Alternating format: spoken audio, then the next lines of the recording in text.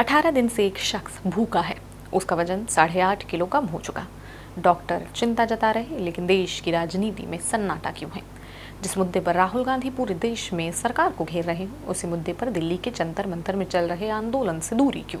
क्या कांग्रेस कोई बड़ी राजनीतिक रणनीति बना रही है या फिर विपक्ष एक बड़ा मौका गंवा रहा? और सबसे बड़ा सवाल, क्या सोनम वांगचुक का आंदोलन अन्ना हजारे आंदोलन की तरह देश की राजनीति बदल सकता है?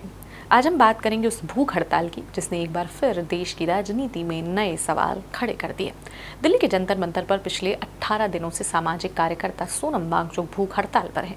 उनका कहना है देश के लाखों छात्रों का भविष्य दांव पर लगा हुआ है और प्रतियोगी परीक्षाओं में लगातार सामने आ रही अनियमितताओं के खिलाफ अब निर्णायक लड़ाई का समय आ गया। सोनम वांगचुक ने 28 जून से अपना अनशन शुरू किया था। तब से अब तक उनका वजन करीब 8.5 किलो कम हो चुका। उनकी सेहत को लेकर डॉक्टर और समर्थकों की चिंता लगातार बढ़ रही। कई विपक्षी नेताओं ने उनसे अनशन खत्म करने की अपील की, लेकिन वांगचुक ने साफ कर दिया कि जब तक उनकी मांगों पर गंभीर पहल नहीं होती तब तक वो पीछे नहीं हटने वाले। अब सवाल ये है कि आखिर ये आंदोलन शुरू कैसे हुआ? दरअसल प्रतियोगी परीक्षाओं में पेपर लीक और कथित अनियमितताओं के खिलाफ सबसे पहले कॉकरोच जनता पार्टी यानी कि सीजेपी ने जंतर मंतर पर प्रदर्शन शुरू किया था। बाद में सोनम वांगचुक भी इसी आंदोलन में शामिल हो गए और देखते ही देखते ये आंदोलन राष्ट्रीय बहस का मुद्दा बन गया। लेकिन अब इस आंदोलन से ज़्यादा चर्चा एक दूसरी बात की हो रही, और वो है राहुल गांधी की गैर मौजूदगी। राहुल गांधी पिछले कई महीनों से नीट परीक्षा में अनियमितताओं को लेकर मोदी सरकार पर लगातार हमला बोल रहे हैं। उन्होंने छात्रों से मुलाकात की, कोटा जाकर युवाओं की समस्याएं सुनी और संसद से लेकर सड़क तक इस मुद्दे को उठाया। लेकिन जंतर मंतर पर चल रही इसी आंदोलन में उनकी अनुपस्थिति लगातार सवाल खड़े कर रही।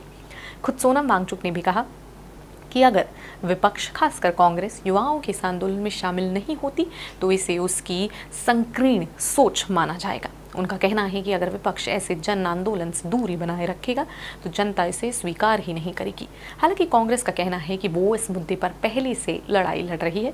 17 जुलाई को राहुल गांधी देहरादून में छात्रों के साथ बड़ी जनसभा करने वाले। कांग्रेस छात्रों की गूंज अभियान चल रही है और केंद्रीय शिक्षा मंत्री धर्मेंद्र प्रधान के इस्तीफे की मांग हो रही है।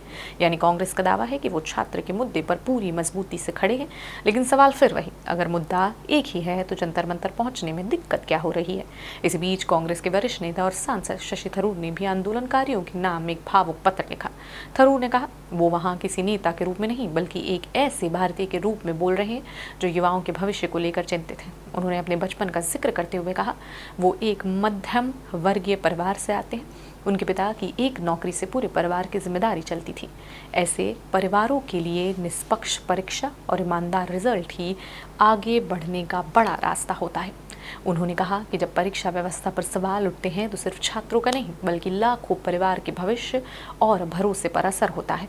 इसलिए युवाओं के साथ न्याय होना बहुत ज़रूरी है। यानी साफ है कि कांग्रेस के कुछ नेता आंदोलन के प्रति सहानुभूति जता रहे, लेकिन राहुल गांधी की गैर मौजूदगी अब भी चर्चा का विषय है।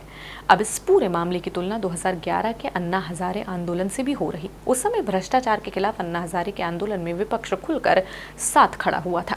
देश भर से लोग जंतर मंतर और रामलीला मैदान पहुंच रहे थे। उस आंदोलन ने भारतीय राजनीति की पूरी दिशा बदल दी थी। आज भी कई लोग पूछ रहे हैं कि क्या सोनम वांगचुक का आंदोलन भी वैसा ही असर डालेगा या फिर ये आंदोलन सिर्फ सोशल मीडिया और कुछ राजनीतिक बयानों तक सीमित रह जाएगा। फिलहाल एक बात साफ है, सोनम वांगचुक का अनशन अब सिर्फ एक व्यक्ति का आंदोलन नहीं रहा। ये छात्रों के भविष्य, परीक्षा व्यवस्था और विपक्ष की राजनीति तीनों पर बड़े सवाल खड़े करता है। अब देखना होगा आने वाले दिनों में क्या राहुल गांधी खुद जंतर मंतर पर आते हैं, क्या सरकार इस आंदोलन पर कोई बड़ा फैसला लेती है, और सबसे अहम, क्या सोनम वांगचुक अपना अनशन खत्म करते हैं या आंदोलन और तेज हो जाएगा? आपकी क्या राय है? कमेंट सेक्शन में ज़रूर लिखें। ये वीडियो पसंद आया हो तो इसे लाइक करें, चैनल को सब्सक्राइब करना बिल्कुल ना भूलें।